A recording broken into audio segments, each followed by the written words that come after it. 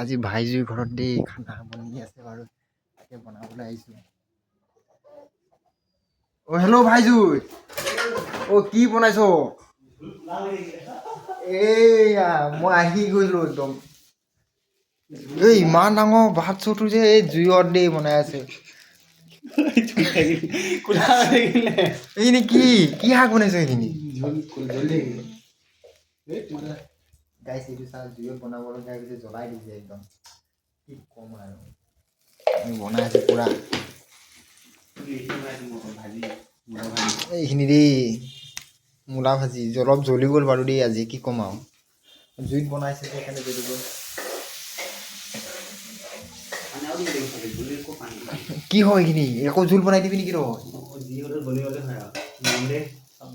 tension নল'বি একদম খাবলৈ একদম মজা হ'ব টেষ্টি 5 ষ্টাৰ ফেল